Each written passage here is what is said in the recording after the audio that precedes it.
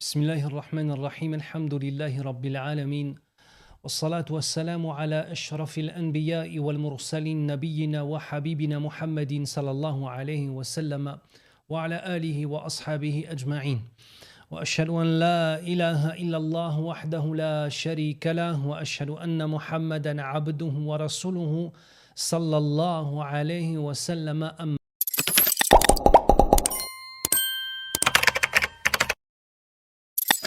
بعد. Assalamu alaikum wa rahmatullahi wa barakatuh, mes frères et sœurs. Cela fait environ 2 années, presque 2 années que nous regardons le génocide commis contre la population de Gaza.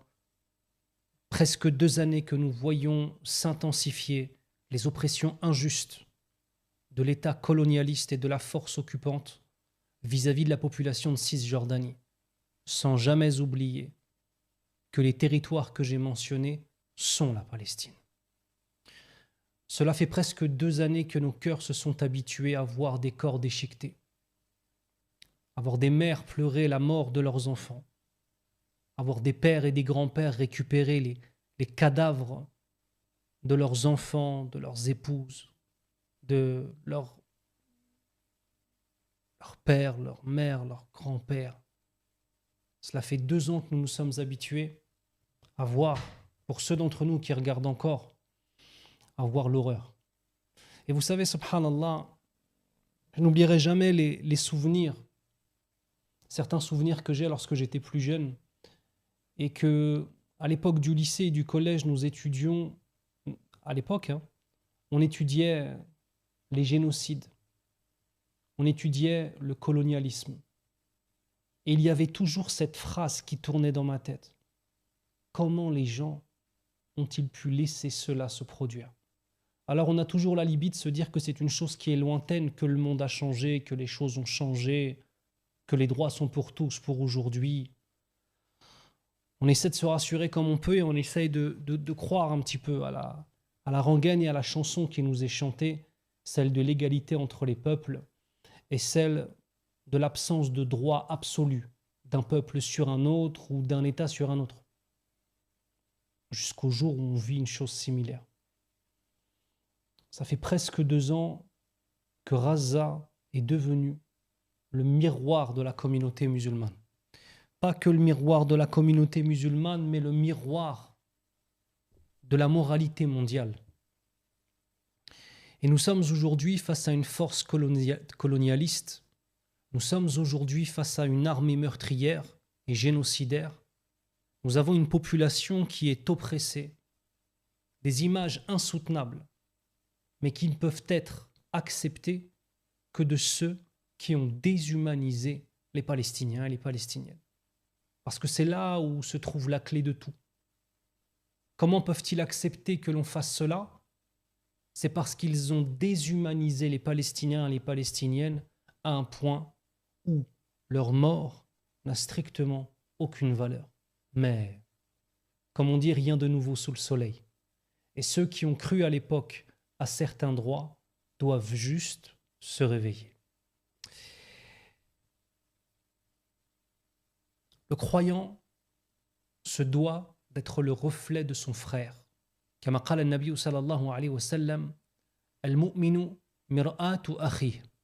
Le croyant se doit d'être le reflet de son frère. Être le reflet dans le sens d'être un miroir pour lui et lui dire exactement ce qu'il est. Et c'est ce que Gaza a fait pour nous tous, toutes les personnes sur cette terre et plus spécifiquement pour les musulmans et les musulmanes. Et c'est là-dessus que nous allons discuter. Parce que aujourd'hui, les Palestiniens et les Palestiniennes, aujourd'hui, les résistants et les résistantes, n'ont que faire de nos analyses. Notre dénonciation et le fait de crier haut et fort ce qui se passe, ce n'est pas ça qui va les faire sortir de là où ils sont. J'ai décidé d'appeler cette courte intervention « Génocide de Gaza, miroir de la Oumma » avec la trahison de la vérité, et nous allons voir un certain nombre de choses.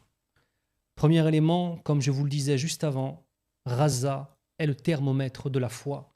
Elle a élevé l'honneur de ceux qui l'ont défendu et soutenu.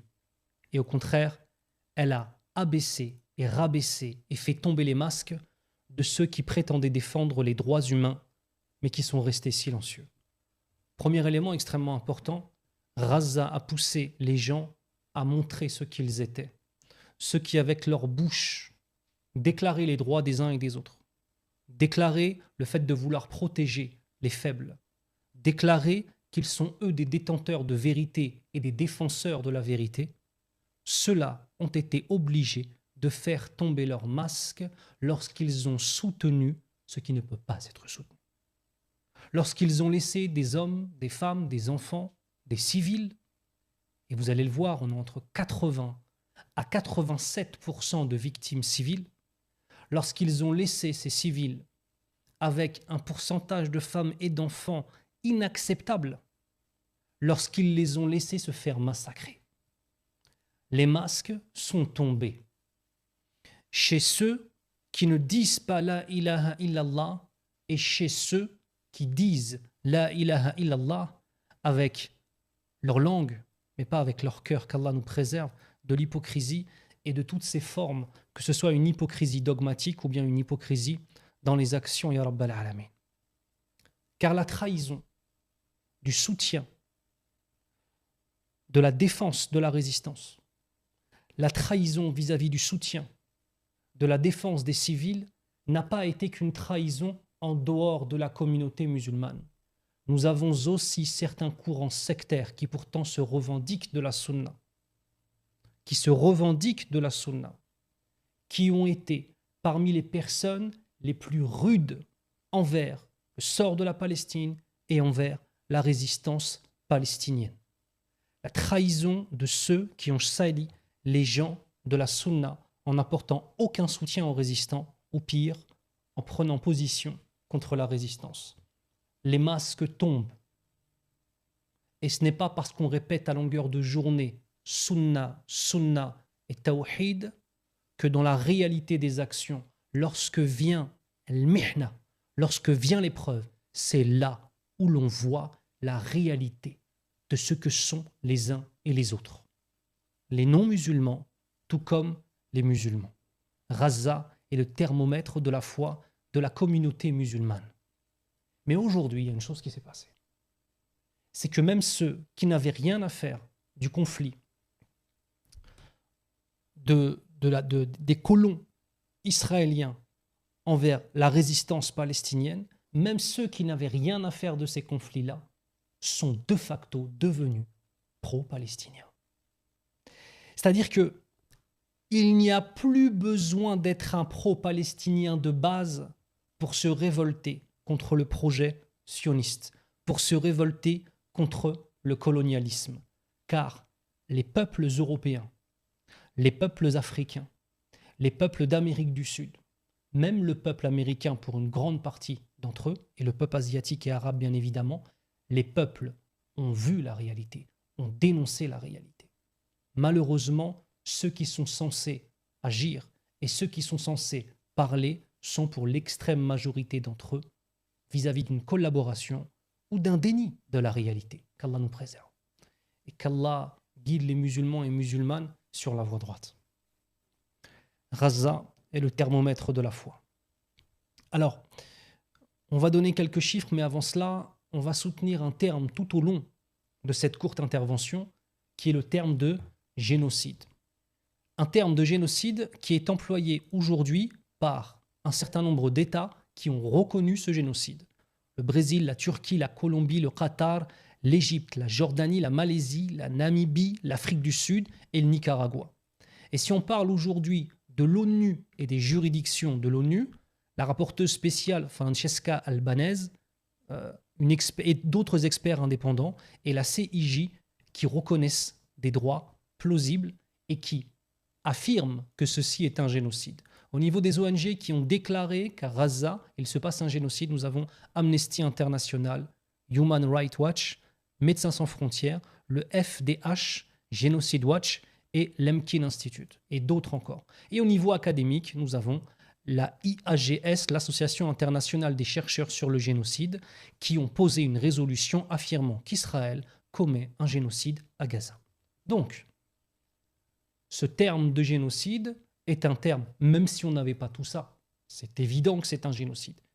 Mais même si on veut regarder les ONG, si on veut regarder le droit international, il n'y a aucun doute que c'est un génocide.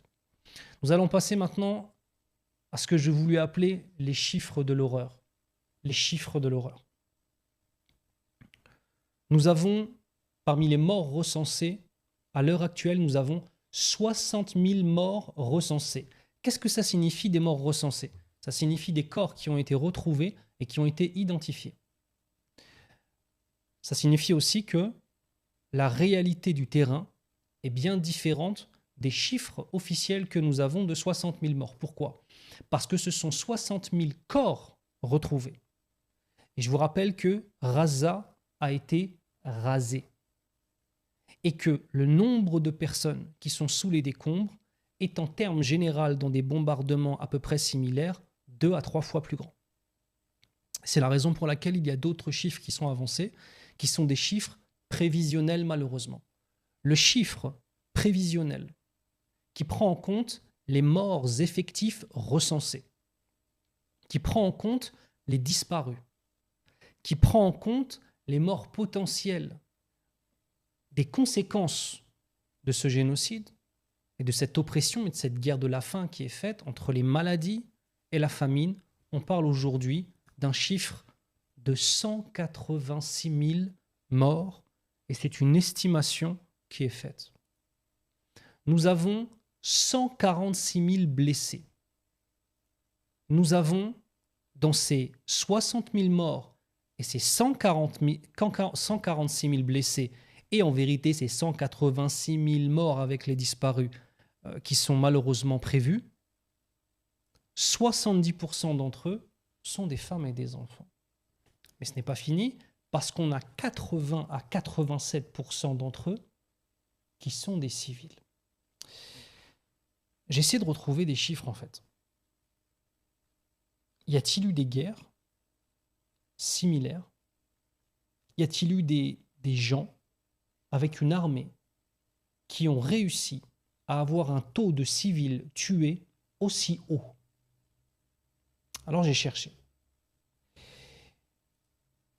Et les seuls que j'ai trouvés dans ces chiffres de l'horreur, je les ai trouvés pendant la Seconde Guerre mondiale.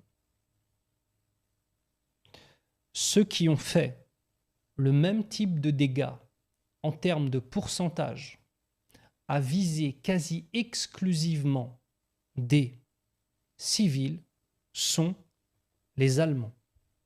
Comparaison avec la Seconde Guerre mondiale, sous les nazis, environ 80% de civils tués, notamment en Pologne, en Russie, par les famines et lors de la Shoah. C'est-à-dire que pour arriver à ce chiffre de 80%, il faut prendre en compte, non pas simplement les bombardements, mais il faut prendre aussi en compte le massacre et le génocide qu'il y a eu en Pologne, mais aussi la Shoah en tant que telle et les exterminations de la population juive. Les chiffres de l'horreur. Vous savez, mes frères et sœurs, et là, je vais parler spécifiquement aux musulmans parce qu'il n'y a pas que des musulmans qui regardent ces vidéos-là, mais là, je vais parler spécifiquement à mes frères et sœurs. La finalité de tout ça, c'est même pas les Palestiniens. Eux, ils ont choisi leur camp. Ils ont choisi le camp d'Allah subhanahu wa ta'ala, Hizbullah azza wa jal. Ils ont choisi le camp d'Allah azza wa jal. Et quand je dis Hizbullah, je ne parle pas du parti chiite, je parle du verset coranique qui parle de Hizbullah azza wa jal en tant que tel. Ils ont choisi et ils recevront, incha'Allah ta'ala, ce qu'ils ont semé en termes de récompense. C'est de nous dont je parle. C'est toi dont je parle, mon frère. C'est de vous dont je parle, ma sœur. Et c'est de moi dont je parle. Sommes-nous à la hauteur des défis qui nous attendent? Est-ce que vous vous rendez compte, mes frères et sœurs, qu'à un moment où il y a un génocide d'une population musulmane sur une terre sainte, troisième lieu saint de l'islam, qui est le Quds, Jérusalem. Nous avons une population qui est oppressée et qui est massacrée depuis plus de 70 ans. Nous avons depuis 2 ans un génocide en direct sur nos écrans. Nous avons un massacre systématique de la presse et des journalistes. Et nous sommes encore en train de nous poser des questions, à savoir si on va commencer la prière ou non, à savoir si telle fille va continuer à mettre des faux ongles ou non. Des questions tellement secondaires. Attention, hein, les faux ongles, la prière n'est pas valable, donc il ne faut pas en avoir. Je ne suis pas en train de dire que ça, c'est pas grave. Mais ce que je suis en train de vous dire, mes frères et sœurs, c'est que nous ne sommes pas à la hauteur des défis qui nous attendent. L'engagement pro-palestinien, qui est une obligation pour chaque musulman et musulmane, n'est absolument pas respecté. Nous ne sommes pas à la hauteur des défis qui nous attendent. Autre élément, la guerre contre la presse. Le massacre systématique des journalistes. Nous avons plus de 220 journalistes qui ont été tués depuis octobre 2023. C'est un chiffre plus élevé que toutes les pertes journalistiques cumulées, que tous les journalistes tués dans les 2 guerres mondiales, auxquelles on rajoute la guerre du Vietnam, auxquelles on rajoute la guerre en Afghanistan et auxquelles on rajoute les conflits en ex-Yougoslavie. C'est-à-dire que dans une petite parcelle de terre comme Gaza, ils ont tué plus de journalistes que le nombre total de journalistes tués durant la Première, la Seconde Guerre mondiale, la guerre du Vietnam, la guerre d'Afghanistan et les conflits dans l'ex-Yougoslavie. Si on regarde et qu'on compare d'autres journalistes tués dans d'autres parties du monde, en Ukraine, depuis 2014, donc on revient aux anciens conflits depuis, nous avons 29 journalistes qui ont été tués en Ukraine. Nous avons en Somalie entre 1992 et 2013, c'est-à-dire que là nous parlons d'une période de presque 20 ans, 73 journalistes. Et en Syrie, depuis 2011, nous avons environ 96 journalistes. Là, en 2 ans, dans une petite parcelle de terre, nous avons 220 journalistes. Pareillement, encore une fois,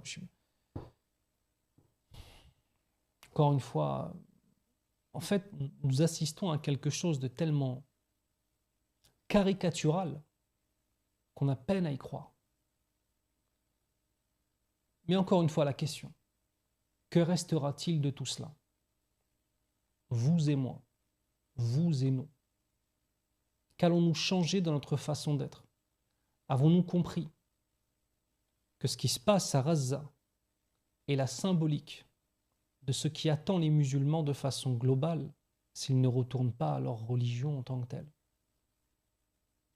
Il faut comprendre en fait qu'une communauté musulmane qui n'a de nom, qui n'a de réalité que son nom, une Umma Islamiyya qui n'a de réalité que son nom, ne pourra pas faire le poids.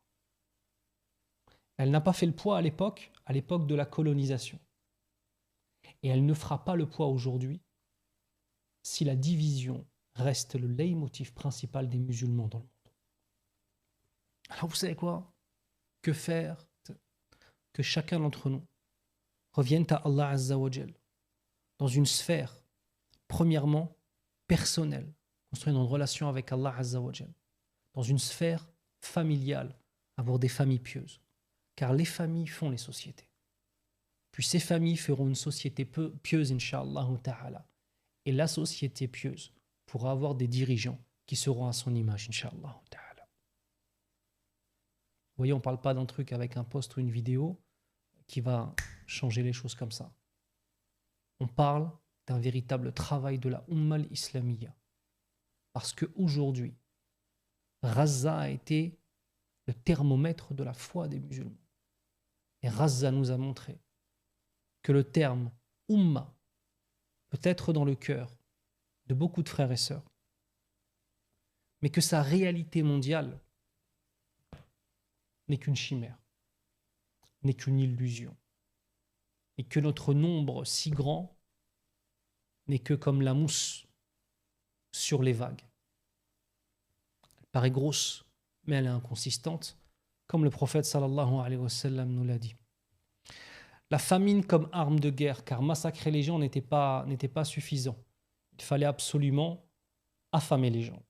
Depuis le 27 mai 2025, nous avons plus de 2000 Palestiniens tués en cherchant de l'aide. Vous avez tous et toutes vu les images.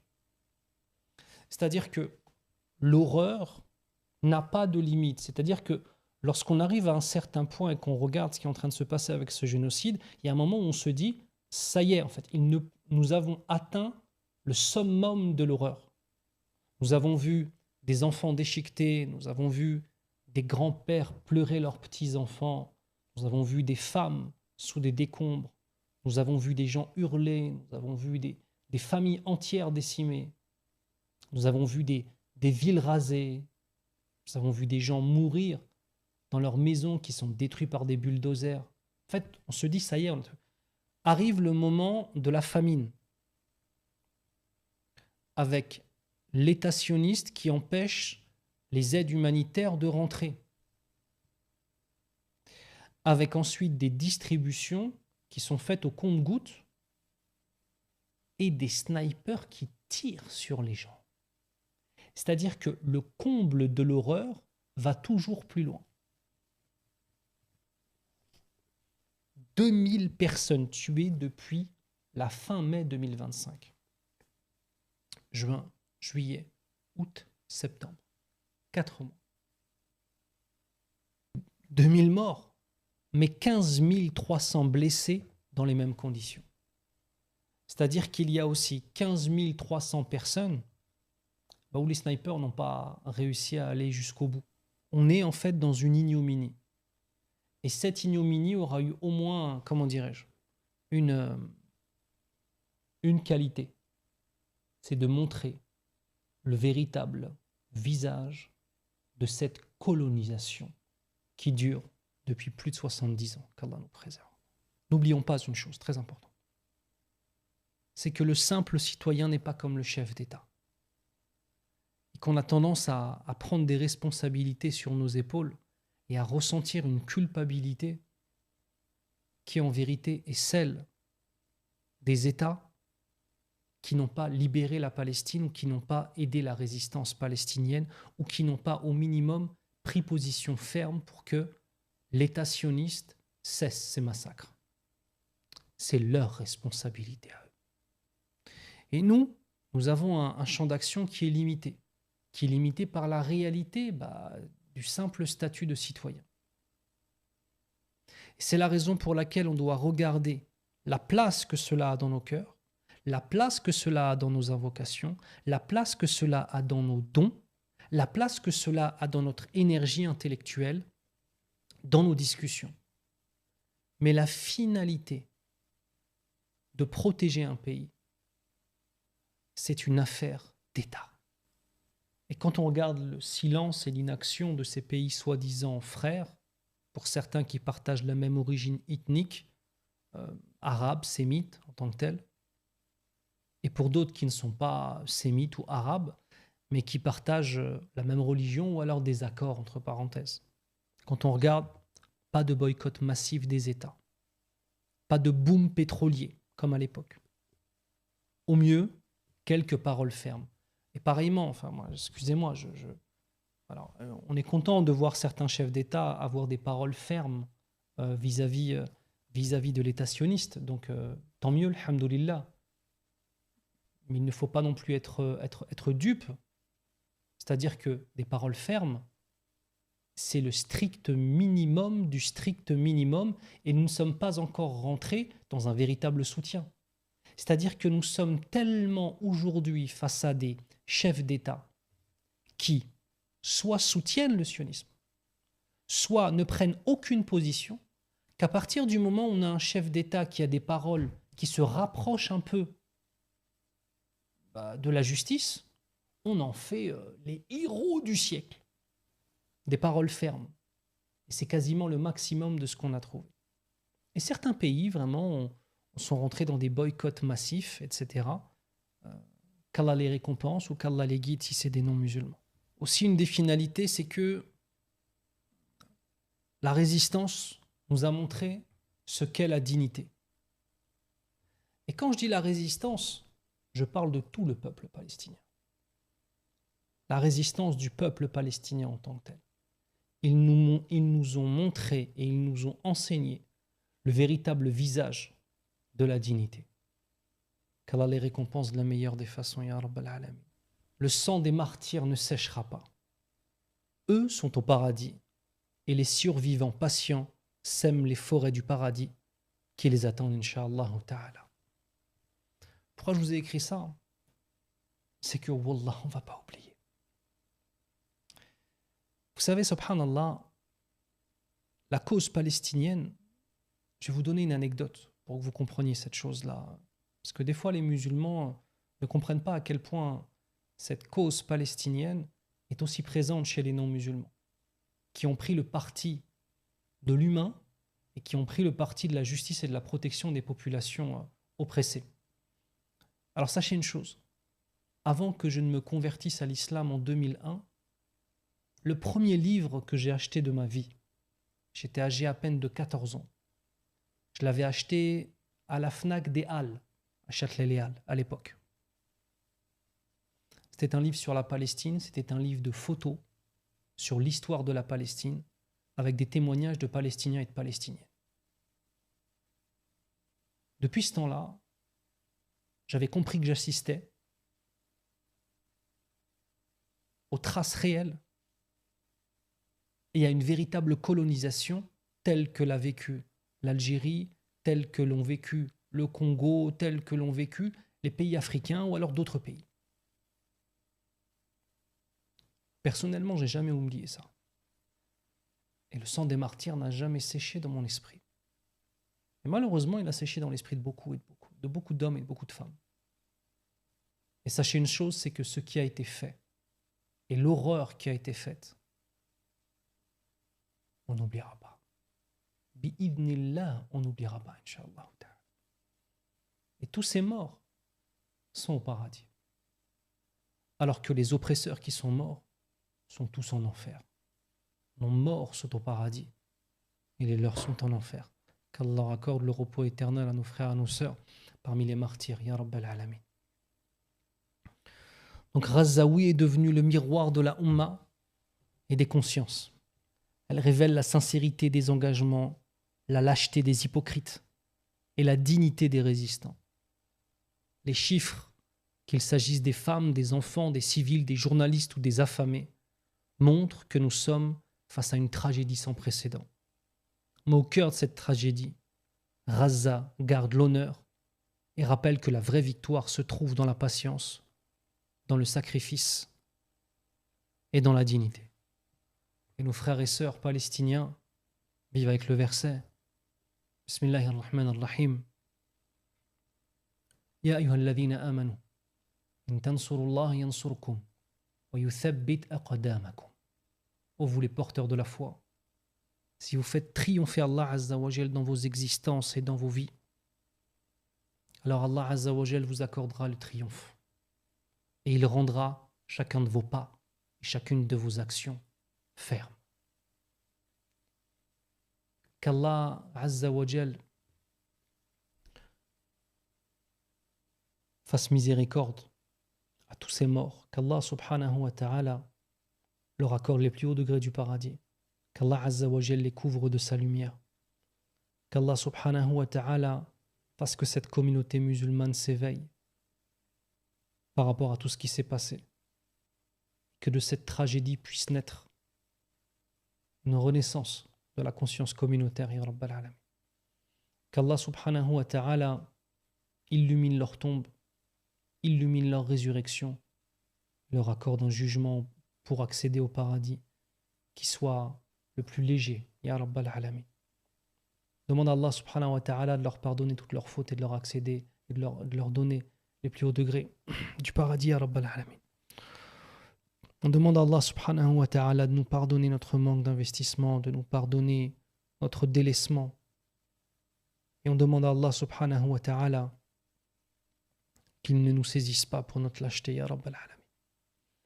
Demande à Allah subhanahu wa ta'ala qu'il continue à dévoiler les hypocrites de cette communauté, qu'il continue à dévoiler les faux alliés de cette communauté, et qu'il continue à mettre en avant et à élever les pieux et les pieuses de cette communauté qui soutiennent la vérité, ya Rabbal Alamin. Demande à Allah subhanahu wa ta'ala de nous accorder l'honneur pour nous tous de pouvoir partir à Al-Quds et de pouvoir prier dans le 3e lieu saint de l'islam, ya Rabbal Alamin, et d'y entendre le adhan, ya Rabbal Alamin. Demande à Allah subhanahu wa ta'ala de nous pardonner nos manquements et de nous accorder son paradis à nous tous, ya Rabbal Alamin. سبحانك اللهم وبحمدك أشهد أن لا إله إلا أنت أستغفرك وأتوب إليك. السلام عليكم ورحمة الله وبركاته.